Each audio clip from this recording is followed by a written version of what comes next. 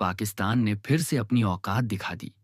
रात के अंधेरे में जब दुनिया सो रही थी, तब पाकिस्तान की सेना ने नापाक हरकत करते हुए भारत की सीमा में घुसपैठ की कोशिश की। लेकिन ये पाकिस्तान भूल गया कि अब भारत चुप रहने वाला नहीं। भारत को अगर कोई आंख दिखाएगा, तो भारत आंख नहीं, सीधा चेहरा नोच कर रख देगा। करीब रात के 2 बजे लोकल कंट्रोल पर पाकिस्तान की सेना ने मोर्टार फायरिंग शुरू की।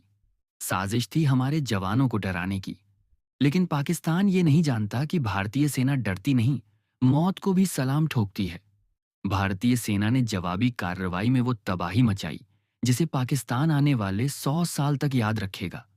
सेना प्रमुख ने साफ शब्दों में कहा, अब सिर्फ जवाब नहीं देंगे, अब हिसाब होगा। और उसी वक्त भारत ने ऑपरेशन शेर दिल शुरू कर दिया। सेना के गरजते टैंकों ने एलओसी पार कर दी।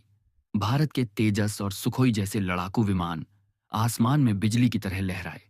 पीओके के आतंकी ठिकानों पर मिसाइलें बरसने लगीं। सिर्फ 30 मिनट में 7 आतंकी कैंप धूल में मिला दिए गए।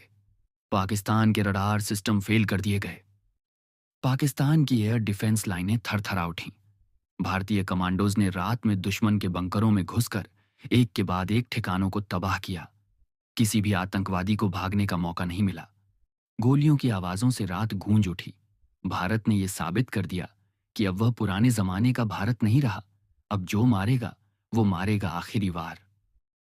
इसी बीच एक दिल दहला देने वाली खबर आई।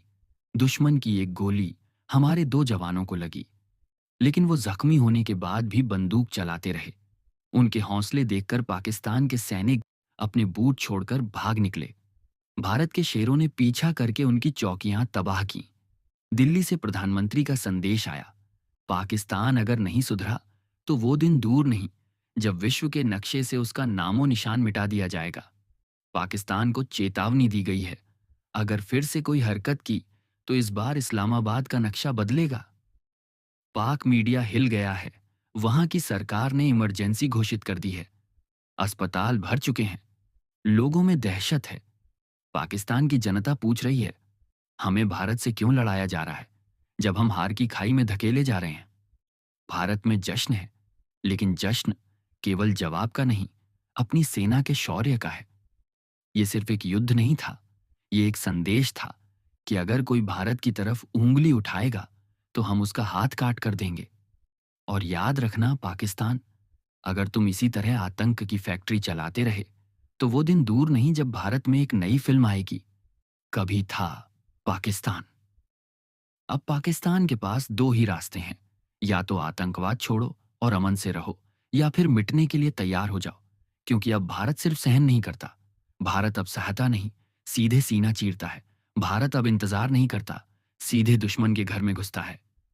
जय हिंद, वंदे मातरम। अगर आप भी देश प्रेमी हैं तो एक प्यारा कमेंट जरूर करें और चैनल को सब्सक्राइब करें और वीडियो को लाइक करें।